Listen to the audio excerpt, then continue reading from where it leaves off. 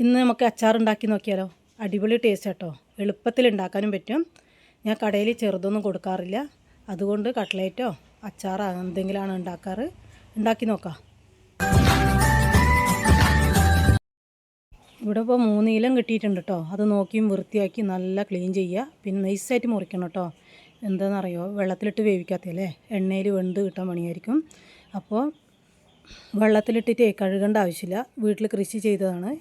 അപ്പോൾ നിങ്ങൾ കടയിൽ നിന്ന് മേടിക്കുന്ന പാൽക്കൂണും വട്ടൻ കൂണില്ലേ, അതൊന്നും മഞ്ഞപ്പൊടിയും ഉപ്പിട്ട് കഴുകണം കേട്ടോ.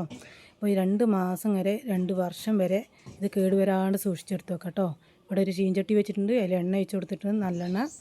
പിന്നെ അതിൽ ഇപ്പോൾ ഇതിന്ന് വെള്ളം വരുന്ന വരെ നമ്മളിത് ഇളക്കിക്കൊണ്ടിരിക്കണം കേട്ടോ. വെള്ളം വരുന്നവരെ. പിന്നെ വെള്ളം വരാൻ തുടങ്ങിയിട്ടുണ്ട്. ആ വെള്ളം വന്നു കഴിഞ്ഞ ശേഷം എണ്ണ വരും.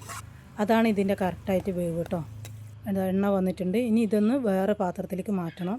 പിന്നെ അതേ പാത്രത്തിൽ തന്നെയാണ് ഞാൻ ഇഞ്ചി, വെളുത്തുള്ളി, പച്ചമുളക് എല്ലാം വഴറ്റിയെടുക്കുന്നത് കേട്ടോ. അപ്പോൾ ഇഞ്ചി ഇട്ട് കൊടുക്കുക.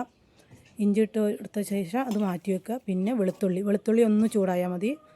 പിന്നെ അതും മാറ്റി വെക്കുക. അത് കഴിഞ്ഞ ശേഷം പച്ചമുളകും അതേ എണ്ണയിൽ തന്നെ ഇടുന്നത്.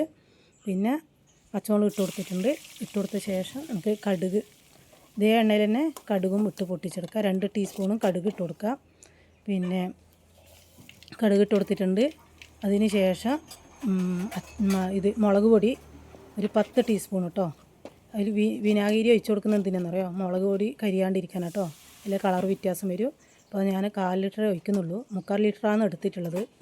പിന്നെ ഇഞ്ചി ഇട്ട് കൊടുക്കുക, പച്ചമുളക് ഇട്ട് കൊടുക്കുക. പിന്നെ നല്ലപോലെ ഇളക്കുക. ഇളക്കിയ ശേഷം നമുക്ക് അച്ചാർ പൊടി ഒരു 10 ടീസ്പൂണ് അച്ചാർ പൊടി ഇട്ട് കൊടുക്കണം കേട്ടോ. അതും ഇട്ട് കൊടുത്ത ശേഷം നല്ലപോലെ ഇളക്കുക. അത് കഴിഞ്ഞ ശേഷം ഒന്ന് ചൂടായ ശേഷം കൂണിട്ട് കൊടുക്കുക. അതും ഇട്ട് കഴിഞ്ഞ ശേഷം നല്ലപോലെ ഇളക്കുക. പിന്നെ ഉപ്പ് 2 ടീസ്പൂണ്, ഞാൻ ആദ്യം കുറച്ചിട്ടിട്ടുണ്ട്. ഇപ്പോൾ ഒരു 1/2 ടീസ്പൂണ് പഞ്ചസാര ഇട്ട് കൊടുക്കണം കേട്ടോ. അത് വിനാഗിരിൻ്റെയും എല്ലാത്തിൻ്റെ ഒരു ടേസ്റ്റ് വ്യത്യാസം വരാനാണ് കേട്ടോ. നല്ല ടേസ്റ്റ് ഉണ്ടാവും. അപ്പോൾ വിനാഗിരിൻ്റെ ചൊയ്യൊന്നും ഉണ്ടാവില്ല. അപ്പോൾ അത് കഴിഞ്ഞ് ഉപ്പ് ഒരുവൊക്കെ ഉണ്ടോ നോക്കിയ ശേഷം നമുക്ക് വെളുത്തുള്ളി ഇട്ട് കൊടുക്കുക.